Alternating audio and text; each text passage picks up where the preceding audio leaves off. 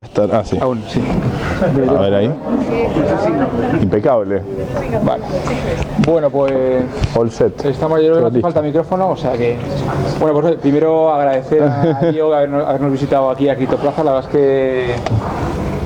que para nosotros desde luego es un acontecimiento importante que estés aquí, y la verdad es que esperemos que al final haga muchas cosas RSK aquí en Criptoplaza. Sí, muchas gracias por invitarme, la verdad que es un placer estar acá y sé que están ahí empujando para construir la comunidad cripto local, así que siempre es un gusto para mí estar ahí cerca de las comunidades. Pues nada, esta es tu casa y nada, cuando quieras venir aquí, esperamos tener aquí RSK, y yo creo que no robo más tiempo y nada, pues esperando a... Perfecto, bueno,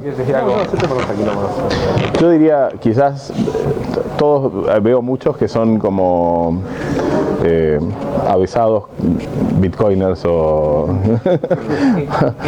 del mundo cripto, ¿no? Con lo cual voy a ir, la propuesta de la charla era hablar de DeFi on Bitcoin. DeFi quiere decir Decentralized Finance. Mi idea es un poco desmistificar DeFi, porque es como que de nuevo es como esta blockchain DeFi, y entender por qué es relevante tener sistemas de finanzas descentralizadas, ¿no? Cuál es el valor y cómo creo yo que este ecosistema va a evolucionar y se va a ir construyendo, o por qué creo que esto es importante. Pero si les parece, dejo bastante tiempo como para que hagamos preguntas y respuestas y que lo hagamos más interactivo. Buenísimo, y aparte nuestra amiga Úrsula O'Cunnington, luego vamos a hacer un Q&A con ella. Ah, perfecto. Bueno, lo compartimos con todos. Por supuesto. Bueno, hace más o menos un año emergió el concepto de Decentralized Finance. Emergió Ethereum principalmente, donde se empezaron a construir las primeras aplicaciones de finanzas descentralizadas. Y RSK, al traer contratos inteligentes a Bitcoin, lo que permite es que todas esas herramientas y todos esos servicios existan con una base de Bitcoin, ¿no? Como decía, ¿qué es el DeFi? O por lo menos, como es un término nuevo, es nuestra definición de DeFi. Es un sistema financiero alternativo, o sea, ahí viene la desmistificación. O sea, el DeFi es un sistema financiero equivalente al que existe hoy, pero que corre sobre una plataforma descentralizada y abierta. Y, digamos, creo que el valor fundamental es eso, es que, digamos, son los servicios de procesamiento de pagos, de almacenamiento de valor, que no hay que pedirle permiso a nadie para usarla. Con lo cual eso lo que genera es un ecosistema donde yo puedo empezar a construir mis soluciones conectándolas con otras soluciones existentes sin tener que pedirle permiso a esas otras soluciones. O sea, puedo empezar a interactuar y eso genera un sistema abierto que yo creo que es el sueño de toda fintech, ¿no? O sea, las fintechs que luchan por entrar al sistema financiero tradicional y que hoy está dominado por las instituciones tradicionales, si tuvieran estas mismas herramientas abiertas y disponibles, tendrían su vida mucho más fácil y podrían innovar y experimentar con mucho mayor facilidad. Los desafíos de esto es que la economía tradicional sucede en el mundo tradicional, y estas son economías todavía incipientes, o sea, son economías muy chicas. Ahora les voy a dar un poco una visión del tamaño, con lo cual el desafío es cómo empezamos a generar vasos comunicantes entre la economía tradicional y esta nueva economía que se está construyendo. Que para mí ahí es alternativa, pero yo difiero un poco con mi propia presentación. Yo creo que más que un sistema financiero alternativo, lo que estamos construyendo nosotros son los rieles para el sistema financiero del futuro. O sea, el sistema financiero del futuro va a ser un sistema que va a ser inclusivo y abierto por naturaleza. El sistema financiero actual, no porque no quiera, sino porque lleva al límite de sus capacidades, es un sistema que deja fuera a la mitad de la población del mundo y que no puede darle servicio. Entonces, lo que estamos construyendo nosotros es un sistema que por naturaleza va a ser suficientemente eficiente, suficientemente suficientemente abierto y va a traer herramientas nuevas que van a permitir que le demos servicios financieros a cualquier ser humano del planeta, sin importar si nació rico, pobre, de clase media, digamos. Y ahora voy a contar un poquito cómo creo que esto también se puede desarrollar. Digamos, ¿por qué creemos que es relevante construir DeFi on Bitcoin? O sea, ya se está construyendo DeFi on Ethereum, está bastante avanzado. ¿Por qué creemos que tiene sentido construir DeFi, Decentralized Finance on Bitcoin? Bueno, Bitcoin sigue siendo el activo con mayor liquidez y con mayor penetración en todos los mercados. Es como un poco el puente, si uno quiere, entre el puente más desarrollado entre las economías tradicionales y las economías cripto. Entonces, hay un montón de valor puesto en el ecosistema Bitcoin que si lo podemos activar a través de este DeFi lo podemos poner al servicio de la sociedad, y que hoy mucho de ese valor está solamente en almacenamiento de valor de largo plazo, ¿no? Está como un store of value, y podríamos tomar ese valor y ponerlo al servicio de que se cree una economía de préstamos, se incentiven otras actividades. Para tener un poco el tamaño, hoy lo que es las economías descentralizadas dentro de Ethereum ya son $500 millones aproximadamente, y 500 millones, y el off-chain es todo lo que son desarrollo de negocios fuera, o sea, que usan la plataforma pero que el servicio se hace fuera, se hace más, son como híbridos si quieren, es como servicios financieros conectados con la red, pero que en realidad el servicio financiero se está haciendo fuera de la red, no es 100% dentro de la red o 100% descentralizado. Ahí es interesante porque en Bitcoin el on-chain no existe, o sea, RSK lo que está haciendo es habilitando que todos estos servicios se puedan construir sobre Bitcoin. El mercado potencial sería de 1 a 3 billones, pero sí existen los servicios que usan Bitcoin como colateral para dar préstamos, off-chain, o sea, hay todo un circuito financiero construido sobre Bitcoin de servicios financieros, pero fuera de la red. Y ese es casi 10 veces el tamaño del de Ethereum, con lo cual ese potencial también es una economía que podríamos conectar y trasvasar a la blockchain y empezar a generar estos servicios sobre la blockchain. Con lo cual, por eso el cálculo que podríamos llegar a construir un ecosistema descentralizado de finanzas en RSK de unos 1 a 3 billones de dólares. Con RSK, bueno, esto, digamos, no sé, ¿todos saben qué es RSK? ¿Sí?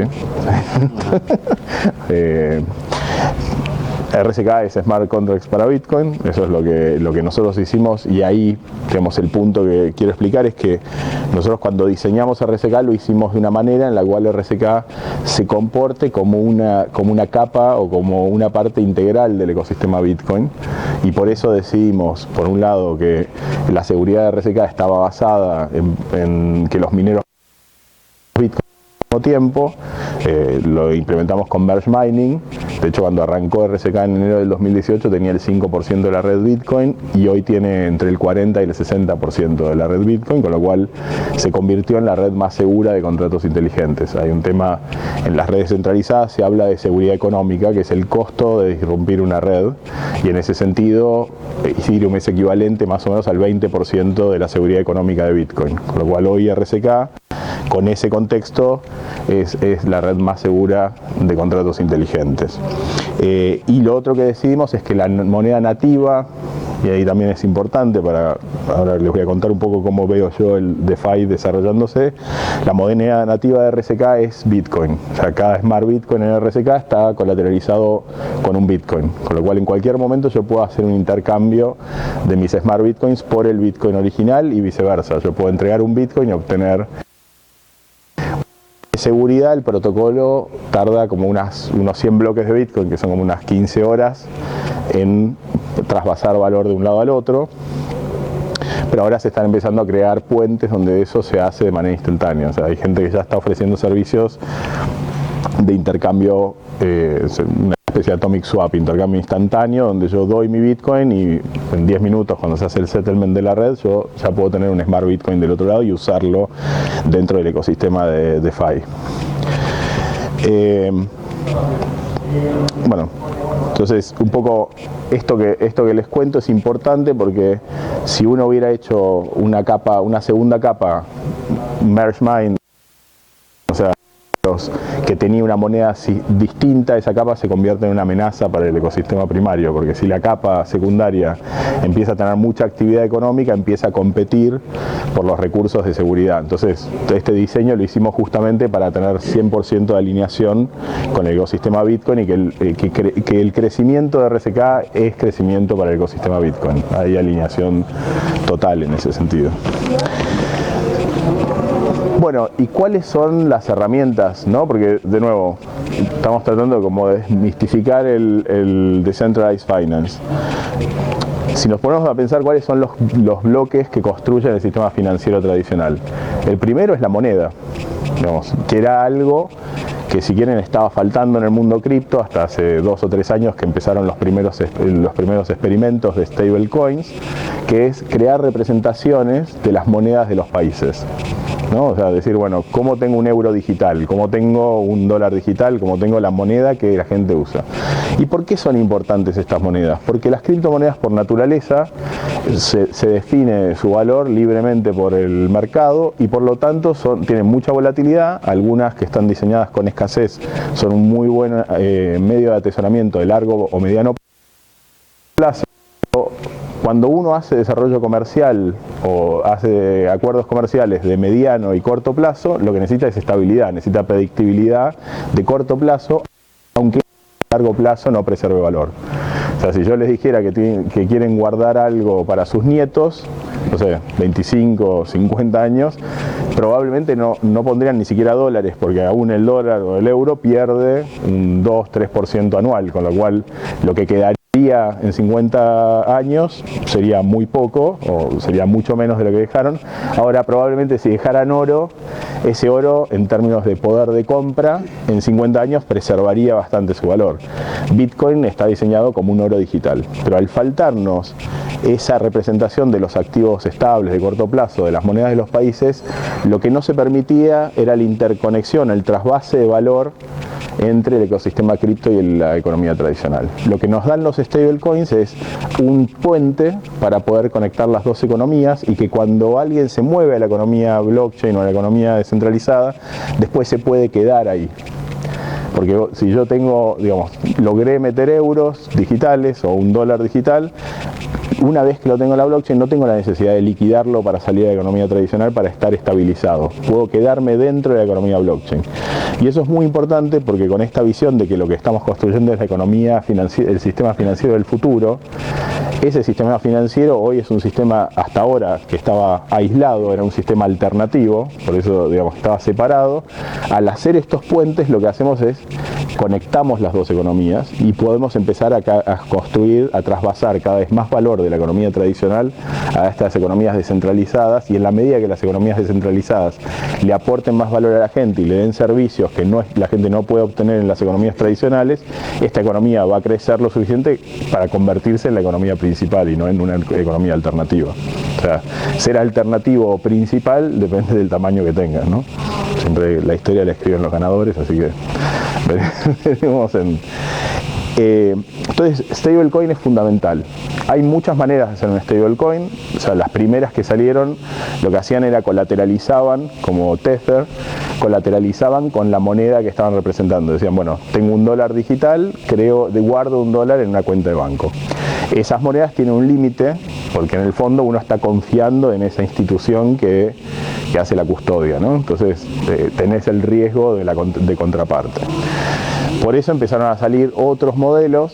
BitShares diría que fue el primero en innovar, que lo que hacía era conectaba gente que estaba a largo plazo con gente que estaba, o sea, shorts y longs, hacía un mercado de cortos y largos, en las posiciones, y con eso construía un stable asset.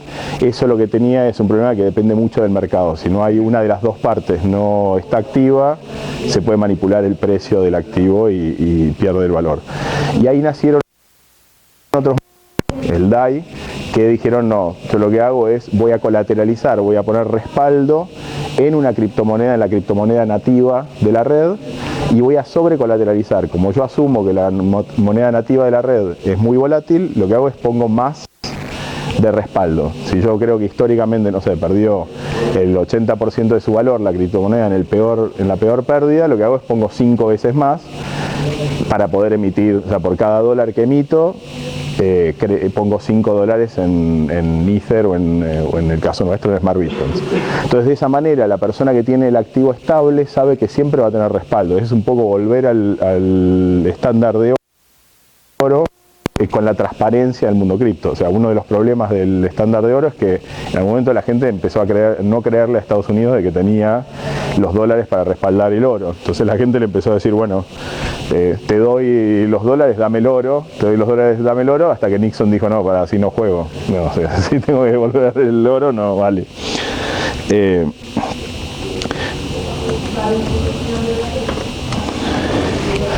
Paso siguiente, ya tenemos, hasta acá más o menos me siguen, digamos, de por qué los stable assets son importantes, cómo se construyen. Hay un tercer caso que no lo describí, que hay experimentos, que es stable asset fiat, o sea, un banco central diciendo yo emito, en vez de emitir en papel, lo emito en la blockchain. Hay casos, no sé, el MAS, el Monetary Authority de Singapur, está haciendo experimentos de eso. Hay experimentos de bancos centrales tratando de trabajar con esta idea.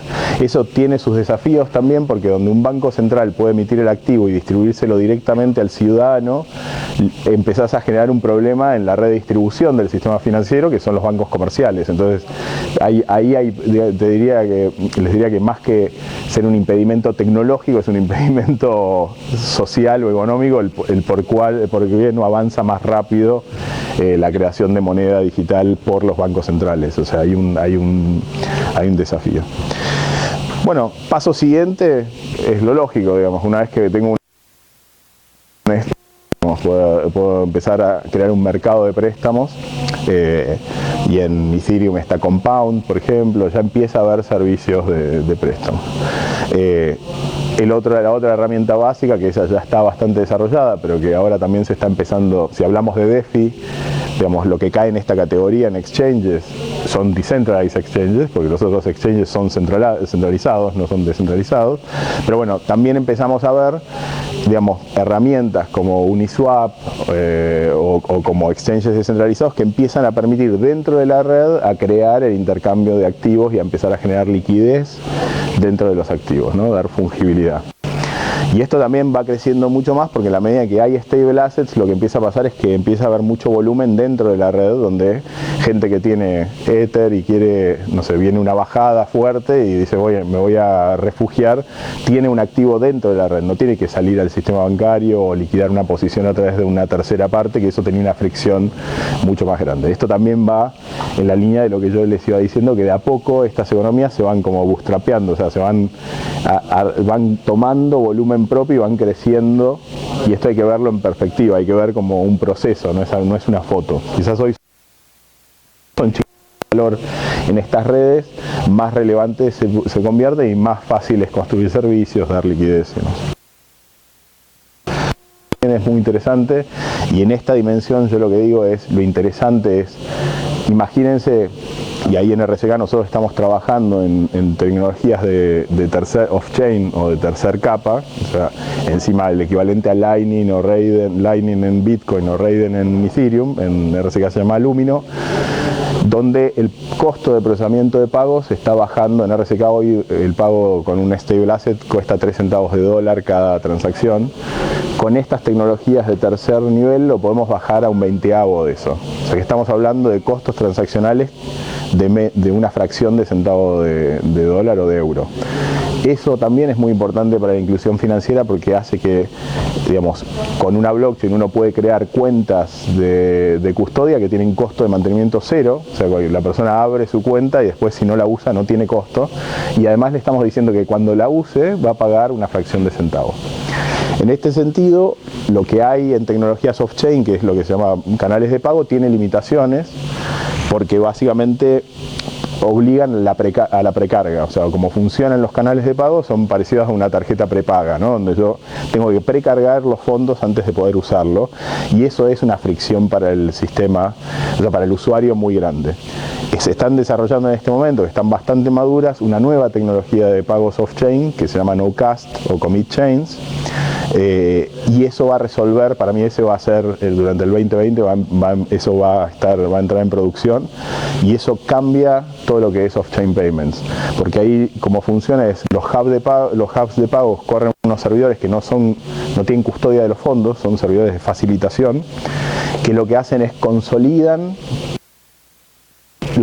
una prueba de inclusión en la blockchain.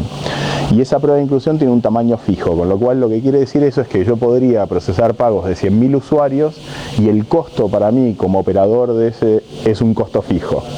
Entonces, eso cambia la dinámica del uso de la blockchain y resuelve uno de los problemas más graves que tiene la blockchain, que es la variabilidad de los costos transaccionales. O sea, uno de los problemas de la gente que quiso hacer soluciones en producción en Ethereum era que la transacción hoy te cuesta 3 centavos y mañana te puede costar $2, y según cuán congestionada esté la red.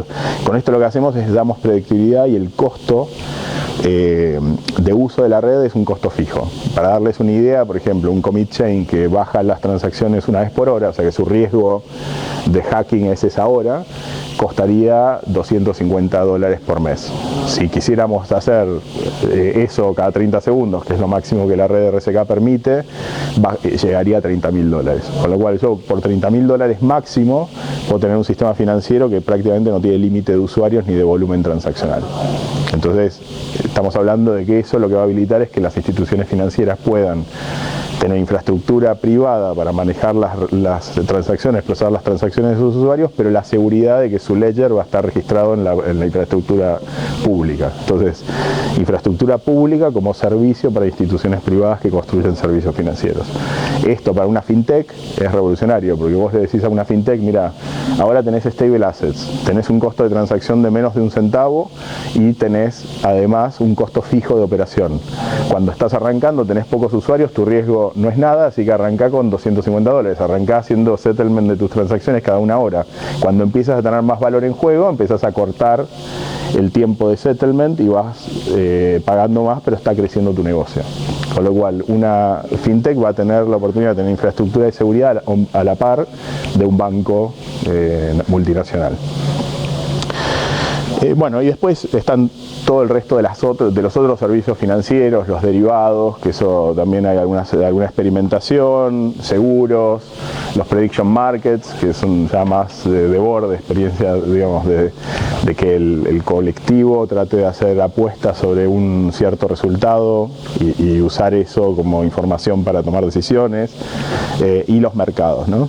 En lo que es mercados, una cosa que es muy interesante, para mí la base de toda esta, digamos, para que esto realmente despegue y sea disruptivo, algo que tenemos que desarrollar es la identidad reputacional. O sea, en la medida en que la identidad reputacional empiece a crecer y empiece a haber perfiles reputacionales donde podamos acordar que una reputación tiene un cierto valor, por ejemplo, si yo puedo decir, bueno, una persona que tomó tantas transacciones validadas por instituciones conocidas, esta persona que tiene tantos títulos educativos validados por instituciones conocidas y demás, puedo validar un cierto valor reputacional, esa reputación se puede utilizar para generar interacciones con gente que no conozco.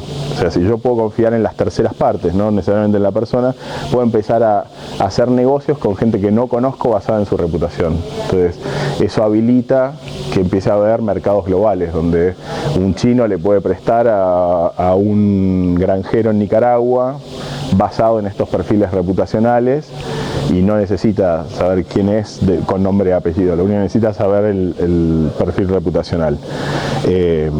Y eso también para mí va a generar una dinámica en los mercados, donde también para los freelancers, por ejemplo, si esa reputación, hoy la reputación se la queda freelance.com, se la queda Airbnb, se la queda Uber, se la queda. Con esto lo que estamos haciendo es entregándole la reputación a las personas, con lo cual también va a habilitar que la construcción de economías colaborativas, realmente colaborativas, donde la construcción es realmente de todos. Bueno, y después están todas las herramientas como básicas necesarias para que esto funcione, que ya las conocen, las billeteras, tema de identidad, bueno, pues digamos, como comentaba, KYC. Y una cosa que es muy interesante, que está muy alineada con nuestra visión, es estamos creando el primer puente a nivel de protocolo entre dos blockchains abiertas sin ningún intermediario, que la estamos construyendo con Ethereum. Eso lo que va a permitir es que cualquier activo de Ethereum se va a poder transferir a RSK y viceversa. Lo importante acá es porque ya hay experimentos de esto, como lo que hace es Cosmos y demás, pero todos son basados en una federación, en intermediarios que son los que firman o validan que eso sucede. Esto estamos diseñando de una manera que es a nivel protocolo. O sea, yo tomo una prueba de transacción de Ethereum, se la alimenta a un contrato inteligente, ese contrato puede validar que pertenece a la red de Ethereum, que pertenece a tal contrato, y en base a eso crear una representación del activo original. Yo devuelvo esa representación del activo original y en la red de Ethereum pasa a la inversa. Puedo tomar esa transacción de devolución para obtener el activo originario.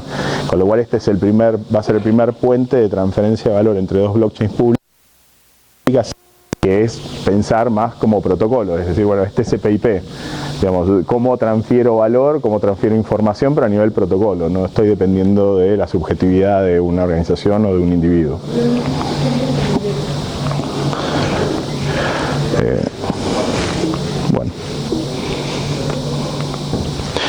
Bueno, como les decía, ya está pasando en RSK, el ecosistema de DeFi está recién empezando. Digamos, Money on Chain hizo algo similar a lo que hizo MakerDAO. Tiene un modelo distinto porque todos los que ponen el colateral lo hacen de una manera que son fungibles los acuerdos. En MakerDAO el que crea el activo estable, digamos, tiene un contrato, que ese contrato está atado a esa emisión de activos y no son intercambiables. O sea, en el caso de Money on Chain es un pool de recursos y ellos lograron un mecanismo en el cual todos participan de ese pool y lo que hay es incentivos y desincentivos económicos a salir en determinados momentos. Pero funciona igual. Money on Chain lo está haciendo con Smart Bitcoins, o sea que es el primer stable asset, el Dollar on Chain, es el primer stable asset colateralizado con Bitcoin. Y con Riff, que es la plataforma de infraestructura, nosotros también creamos un dólar on-chain y después vamos a hacer un euro on-chain y vamos a representar, porque la idea es que los mercados de servicios de infraestructura, estos sharing economies, la idea es que los proveedores de servicios van a moneda nativa y van a poder y el que compre va a poder ver el precio en su moneda nativa. Entonces la idea es que después internamente el sistema va a convertir. O sea, yo desde Argentina voy a ver un peso digital, voy a almacenamiento en pesos argentinos y el proveedor en Europa va a definir el costo en euros y para los dos va a ser transparente la conversión. O sea, y eso es parte de lo que vamos a integrar más adelante, que es parte también de la visión de que estas tecnologías lo que van a hacer es que todos los activos sean líquidos, o sea, intercambiables, o sea, va a desdibujar esta diferenciación entre la moneda de un país, de otro, una cuota parte de una propiedad, todo lo que es valor se convierte en algo líquido. Bueno, estas después son todas las wallets que hay dentro del ecosistema de RSK, digamos que ya lo soportan, los exchanges. ¿El Money on Chain cuándo va a estar operativo? Ya está operativo desde octubre. ¿Ah, ya está operativo? Sí, sí. El Riff USD todavía lo estamos probando entre nosotros, estamos probando los parámetros, pero de hecho yo tengo mis dólares, tengo mis primeros dólares on-chain. Bueno, sí. ¿Y qué margen tiene de colateral? ¿O no? Tiene 5-1. O sea, como funciona en realidad tiene 4-1, porque es justamente a diferencia de Maker, que es la persona que pone el colateral se queda con el activo. O sea, como funciona Maker es medio como si yo tomara un préstamo, yo pongo mis Ethers y me dan un préstamo por una fracción. En Money on Chain vos tenés a alguien que pone el colateral base, pone 4-1, y eso habilita que otros puedan tomar, o sea, alguien va a poner esa quinta parte para, digamos, yo pondría Smart Bitcoin si obtengo el dólar a cambio, con lo cual la colateralización final termina siendo 5-1, pero hay 4 partes que las puso el que habilitó que ese activo se pueda emitir, y una quinta parte que es la que pone la persona que está obteniendo el dólar. Entonces como que desacopla un poco la gente que necesita el dólar on-chain de los que habilitan el sistema. Los que habilitan el sistema ganan por cada vez que alguien emite un dólar on-chain, por cada vez que alguien redime un dólar on-chain, ganan por los intercambios, porque hay un exchange descentralizado asociado a eso, y después hay un mercado secundario de Bitcoin apalancado, también conectado con eso. Hay gente que puede tener 2x de Bitcoin, entonces cuando Bitcoin sube, obtienen 2 veces la exposición al valor del Bitcoin. O sea, es como tiene un sistema de derivados también metido. Es bastante interesante. De hecho, algunos están ahí arbitrando entre BitMEX y... Está recién arrancando, pero bueno, están... ¿Cómo se llama el dólar on-chain en CoinMarketCap? Es que todavía no está, creo que no está listado en exchanges, está solo en el exchange descentralizado. DOC, o sea, es la sigla, pero... bueno, y esa es un poco la visión de lo que es DeFi on Bitcoin. Si quieren ahora podemos pasar a preguntas y respuestas variadas y no sé si hay dudas.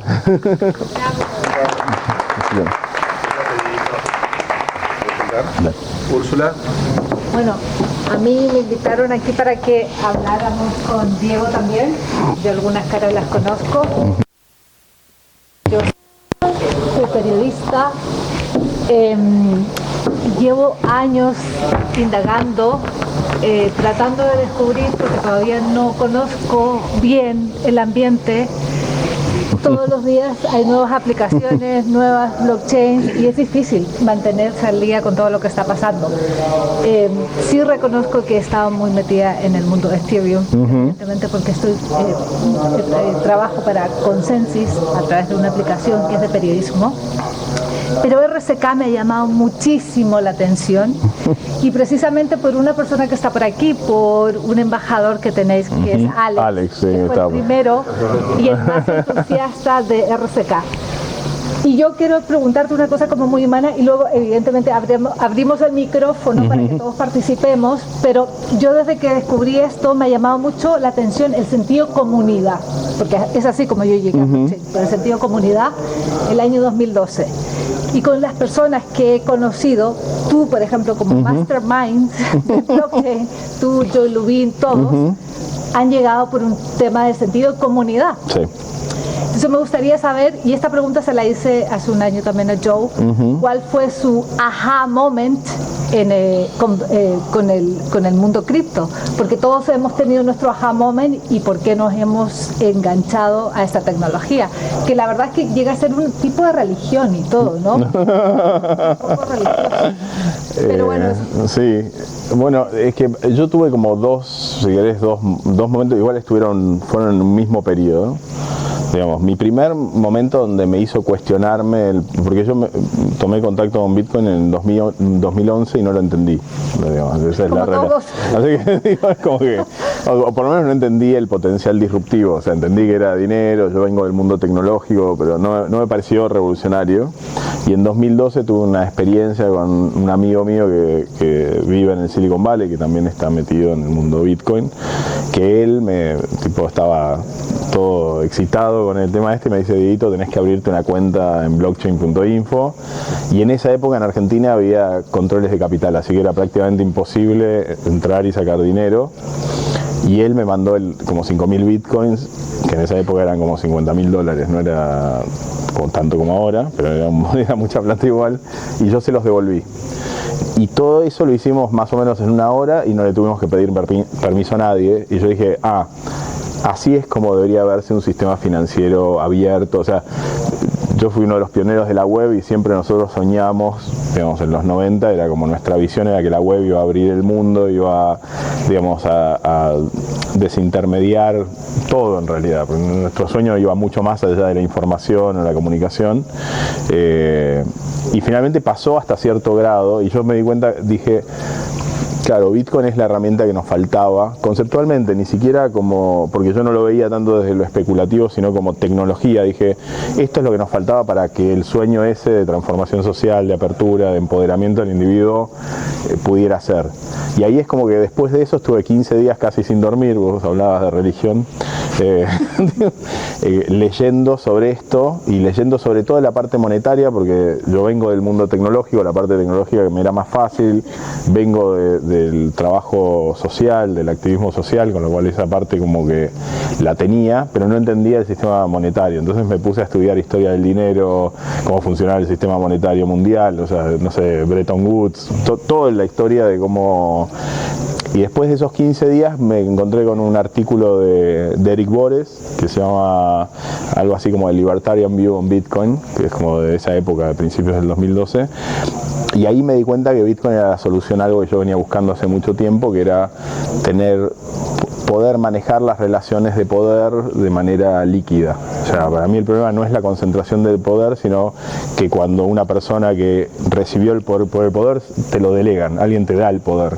Cuando alguien que recibió el poder de otros puede cambiar las reglas o modificar las condiciones para poder enquistarse en el poder y sin seguir aportando valor a aquellos que confiaron en él, ¿no? Entonces como dije, Bitcoin es la herramienta para cambiar estas dinámicas de poder y tener un sistema de relaciones de poder más justas, donde realmente si alguien está en poder es porque otros le delegan ese poder y porque esa persona sigue sirviendo a esos otros que confían en él, ¿no? Bueno, ese fue como mi... Yo creo que Diego es bastante humilde. Yo lo conocía de nombre como muchos de vosotros, pero lo conocí hoy, sí. Lo veo bastante humilde, porque la persona que le está hablando, que recién comenzó y entendió lo que era blockchain, es Vences Casares, el fundador de Zappos. Y el propio Diego ya tiene una trayectoria que yo la verdad es que quedé impactada e impresionada con lo que me contaste hoy. Él comenzó a trabajar también en Clarín, que es el periódico más grande, que es el tipo El País en Argentina.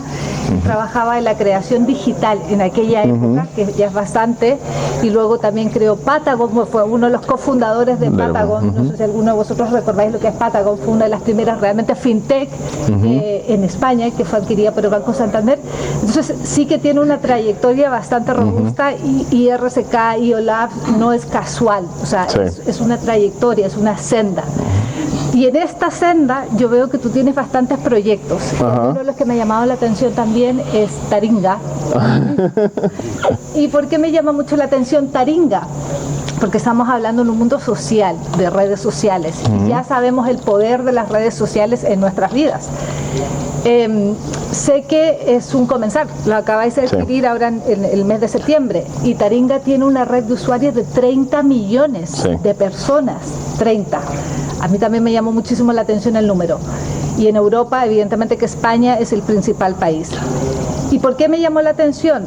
Porque justo fue después de Libra, con el caso de Facebook. Yo llevo años pensando en cómo poder descentralizar, por ejemplo, la industria creativa, los medios de comunicación, o el propio cómo se pueden mejorar las redes sociales.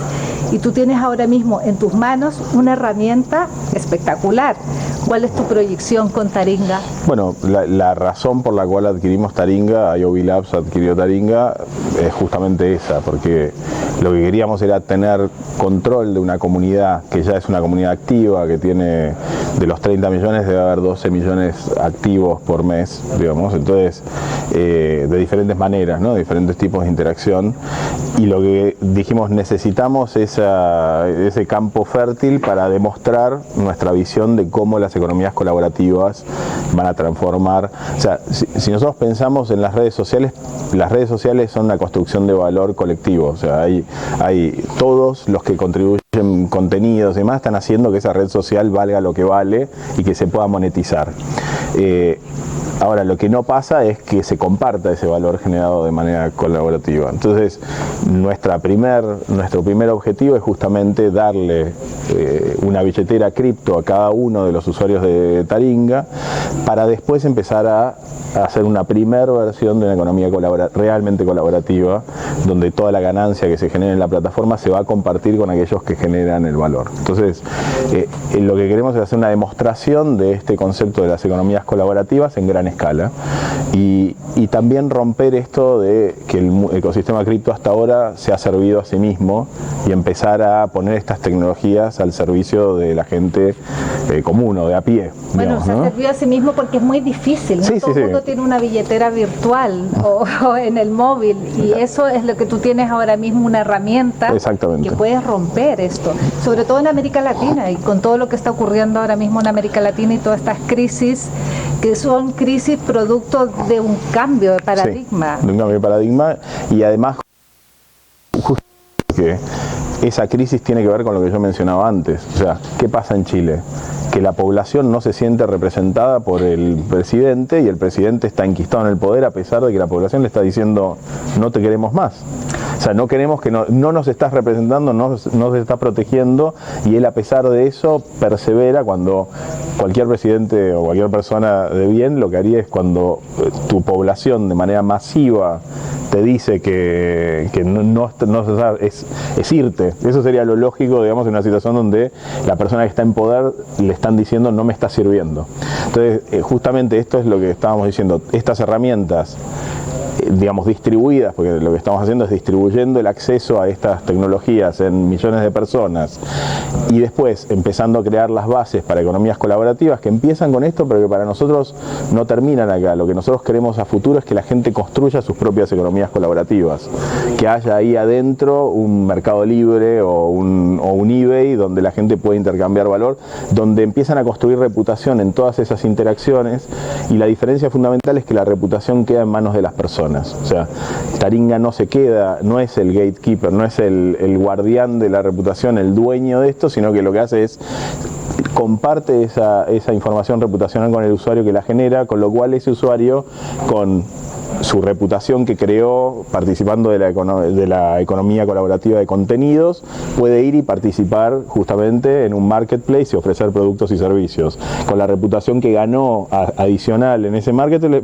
puede ir y participar en una economía colaborativa de transporte. Entonces, lo que estamos haciendo es empoderando a los individuos con la construcción que ellos mismos hacen a través de la vida. No es que estamos dándoles algo que ellos, solamente estamos haciendo visible y mensurable algo que es de las personas, que es su comportamiento y su... Bueno, ojo, a lo mejor tenemos el próximo Mark Zuckerberg. Y fuera de broma, Mark Zuckerberg vino a Madrid la primera vez el año 2008 y dio una rueda de prensa en el Hotel Urban en Madrid, y era en un zócalo dentro del Urban, y yo estaba ahí dentro de los grupos de periodistas, éramos 5, nadie conocía a Facebook, éramos 5 personas, y él estaba todo el rato con su BlackBerry, y nadie se imaginaba la empresa que estaba creando ese chaval con su camiseta de Patagonia, el busito de Patagonia. Imagínate, bueno, ahora mismo a lo mejor tenemos el próximo Mark Zuckerberg y no lo sabemos, pero más allá de eso, tú has creado comunidad, porque tú has movido muy fuerte la comunidad argentina, y ojalá en España pudiéramos tener esa comunidad que tenéis en Argentina, porque se ha creado desde hace muchos años. El año pasado visité el edificio, porque tienen un edificio, el espacio Bitcoin, y es impresionante la cantidad de actividades, la energía, la gente, el entusiasmo, el engagement que hay dentro de ese espacio. Y dentro de ese espacio no ha quedado sino que lo han movilizado a través de una famosa Bitcoineta. La Bitcoineta. Muchos de vosotros habéis escuchado de ello, ¿no? Y tenéis muchos proyectos que son, la verdad es que rompedores, más allá de la Bitcoineta. Y hoy está Bitcoineta. Es la Bitcoineta. Que ahora mismo cruzó la frontera. Está en Chile en este momento, en Osorno. Y bueno, a ver qué va a pasar. Sí, no, hasta ahora la gente los ha recibido muy bien. Ya estuvieron antes creo que en Concepción, y es muy interesante. Bueno, cuando creamos la Bitcoineta, la idea era conectar con la gente que no está conectada con la tecnología, y ver y generar un diálogo, ¿no? Entender un poco qué es lo que a ellos les pasaba cuando venía alguien y les contaba de Bitcoin en un pueblo del interior de Argentina, de Chile, de Brasil, ha ido por casi todos los países de esa zona, fue a Paraguay, Bolivia, Uruguay. Entonces es muy interesante ver ese diálogo que se va construyendo, ¿no? Pero eso me parece fantástico, porque la verdad es que eso es lo que pasa con blockchain, que blockchain no deja de ser un círculo cerrado, lo que tú has dicho antes, que lo hemos comunicado y se han creado aplicaciones para mundo blockchain, pero no ha sido muy mainstream. Sin embargo, a través de la Bitconeta lo han liderado.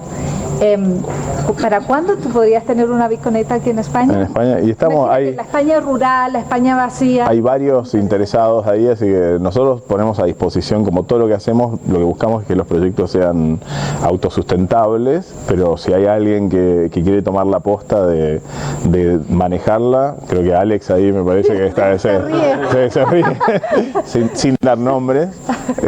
Nosotros podemos poner el equipo, tenemos un equipo de producción que organiza, planea los viajes y da como soporte audiovisual y demás.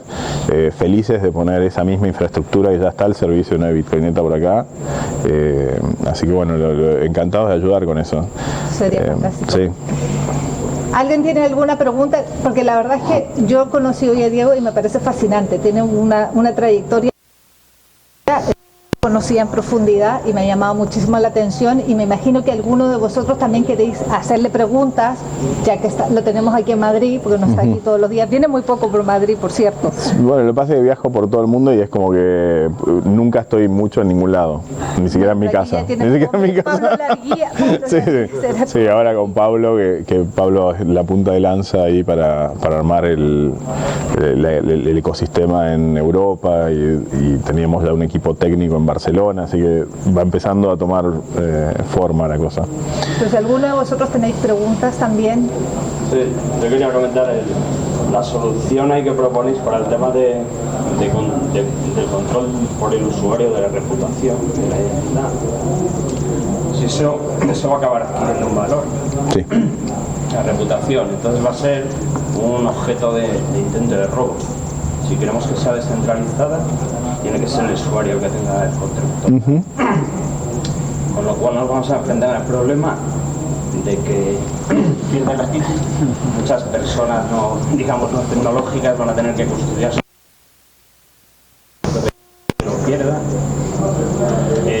No sé si tenéis alguna propuesta. Sí, yo creo que yo soy medio pragmático en ese sentido, y creo que los sistemas que van a dominar van a ser sistemas híbridos, no van a ser sistemas 100% descentralizados, y quizás es un poco, ¿cómo se llama? Controversial que yo diga eso. Yo creo en la descentralización, soy bastante anarquista, si querés, en mi visión, anarquista no violento. Pero los sistemas ya son híbridos, en cierta manera. Yo creo que todo, sí, y además creo que, a ver, es como con el banco, la gente quiere tener a alguien a quien, si uno es un anarquista ultranza, lo que va a querer es tener sus propias llaves y que nadie más tenga, y aprenderá seguridad y demás. Ahora, la persona de a pie lo que va a decir es: yo quiero que si perdí las llaves haya una tercera institución que me pueda hacer un recovery. Hay experimentaciones en lo que se llama social recovery, o sea, recuperación social, donde puedo elegir a 4 o 5 personas que son de confianza, que me van a ayudar en caso de que pierda las llaves. Se está trabajando en eso, pero yo creo que va a haber sistemas híbridos, y que eso lo que cambia es, si mi custodia de mis activos la tiene un banco y es la única manera, el banco me puede cobrar por esa custodia lo que quiera, porque no tengo opción. Ahora, si es un opcional, tener este facilitador que lo que hace es me hace el recovery en caso de que pierda, yo puedo negociar el precio de eso, porque ya es un servicio y va a haber competencia y demás. Entonces yo me imagino algo que no es que se va a ir al otro extremo donde todos vamos a hacer nuestro propio banco, sino que algunos elegiremos ser nuestro propio banco y otros dirán, bueno, quiero un banco que me va a facilitar esta y esta solución, pero lo que pagues va a ser algo justo, porque va a ser relativamente fácil que otro levante otro banco y ofrezca el mismo servicio, y no hay un monopolio o un oligopolio que te fuerza a hacer esa. Entonces yo creo que, de nuevo, va a ser un mundo diverso, donde vas a tener soluciones totalmente descentralizadas y gente que quiera usar esas cosas totalmente descentralizadas por cuestiones ideológicas o lo que fuera, y gente que va a decir, no, bueno, yo prefiero confiar en un tercero de servicio porque no soy bueno manejando mis llaves. Mismo, por ejemplo, con la parte reputacional, si yo tengo todas mis trazas reputacionales y te las comparto, ya ahí ya está, no hay manera de que yo evite que vos copies esas trazas reputacionales y se las compartes o las monetices con otros. nosotros. Con lo cual creo que va a existir también el concepto de organizaciones que van a hacer scoring para terceros, donde vos vas a tener un acuerdo con esa organización, le vas a compartir tus trazas reputacionales solo a una organización y esa organización después entregará un scoring de eso. Hay soluciones tecnológicas para evitar eso, como con Zero Knowledge Proof, y que son tecnologías que se están desarrollando, pero también tienen como sus límites. Bueno, en el fondo, si yo te hago 2 o 3 consultas, puedo terminar infiriendo. Digo, si te pregunto si tenés más de 18 y después te pregunto si tenés menos de 19 y después digo, hay maneras también de vulnerar eso, con lo cual yo creo que va a haber un servicio ahí de gente que haga Scoring as a Service, es algo que va, y es interesante porque ese Scoring as a Service va a abrir, hasta ahora todo el análisis de riesgo en el sistema financiero tradicional se basaba en colateral, era que tengo un auto, tengo una casa, tengo un recibo de sueldo formal que puedo poner de respaldo. Esto lo que abre es que vamos a tener que empezar a entender, eso que vos decías es así, cuánto vale la reputación, o sea, cuánto valen 2 años de comportamiento, y quizás valen $500, entonces eso hace que alguien me pueda dar un préstamo de 100 confiando que yo no voy a querer arruinar esa reputación por esos $100. Entonces hay toda una nueva área que es hacer análisis de riesgo con estos nuevos patrones y demás, y así como creo que muchos negocios van a reducirse fuertemente, como la custodia, el procesamiento de pagos, otros negocios lo que van a tener es que van a poder llegar a mucha más gente. O sea, esto se trata de eso, de decir, bueno, digamos, estás perdiendo negocios, pero estás ganando la oportunidad de servir a más gente en el planeta y además de hacer un sistema financiero, como yo decía, que sea inclusivo por naturaleza, ¿no? Bueno, la industria financiera sí que hace, ya tiene nuestra reputación, porque a la hora de dar un préstamo, de ofrecerte o una tarjeta. Sí, trabajan con eso y era un valor, ahora con las directivas de PSD2 en Europa, un poco eso, y están haciendo este modelo. De hecho, están estos terceros que en realidad son custodios, que son a los que yo les doy mi reputación y después la exponen. El problema es que ellos siguen trabajando con una economía del siglo XIX cuando estamos en el siglo XXI. Entonces bueno, ahí es donde... Sí, es que las economías colaborativas rompen el modelo extractivo, donde yo lo que hago es capturo un cliente y levanto una pared y una fosa para evitar que el cliente se me escape y después le saco todo el valor que puedo.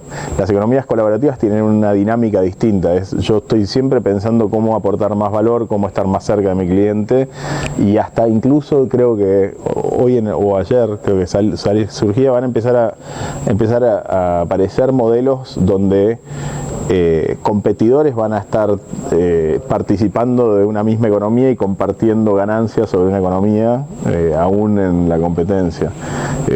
No sé, lo hablábamos creo que hoy en el contexto de inversiones para renovables, por ejemplo. Es decir, bueno, quizás gente que...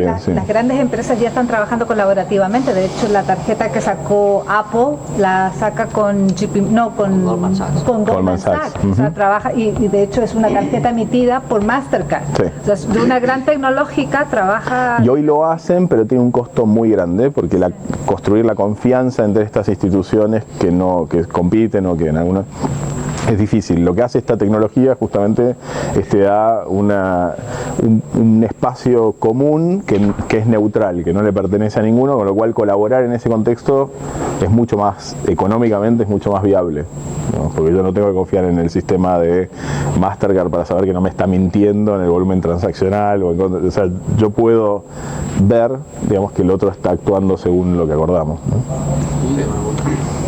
Que para todo el tema reputacional que comentas, no sé si te ha dado tiempo a ver que ahora hace poco Numerai ha lanzado todo el tema de Arouser Protocol. Sí. Entonces no sé qué opinión tienes, porque al final todas las cosas reputacionales, hasta cierto punto, si se basan en opiniones de otra gente, pueden ser muy subjetivas a las personas, pero sin embargo lo que hace Browser es decir, claro, pero es que ahora tienes un mecanismo, ¿no?, de penalize the other counterparties, y lo que estás diciendo no está bien. Quizás eso es lo que falta para tener una reputación afinable, ¿no? Sí, de hecho en los sistemas, por ejemplo, que estamos haciendo de almacenamiento descentralizado, funciona así. Ahí el proveedor de servicios pone un colateral, y después si el servicio, lo que pasa es que con los servicios de tecnología es un commodity, con lo cual uno puede validar se puede validar de manera objetiva si el servicio se prestó o no. Nosotros desarrollamos protocolos para hacer eso, para decir, bueno, efectivamente esta persona en tal día tenía tus datos disponibles, por lo tanto le pago, y si no los tiene disponibles lo penalizo. Pero todo lo que es estas economías colaborativas se basan en ese modelo, en modelos de incentivos y desincentivos económicos, porque justamente al no conocer al otro, la única que te queda es manejarlo con alineación de incentivos. ¿Alguien más? Me pregunto, mira ahí. ¿Cómo ves el futuro de las blockchain públicas? En el sentido de, se está hablando ahora mucho de, yo creo, en mi opinión, de stablecoins y de finanzas descentralizadas por Libra, porque Libra ha impulsado el decir ahora podemos tener un mundo más abierto y bueno, mensajes que Bitcoin siempre tenía, pero que ha impulsado Libra. Entonces, ¿cómo ves este movimiento, este mensaje y el futuro de Libra? Sí. Libra para mí es como una tercera posición, digamos, ¿no? Hasta ahora el sistema financiero tradicional es un sistema que está diseñado alrededor del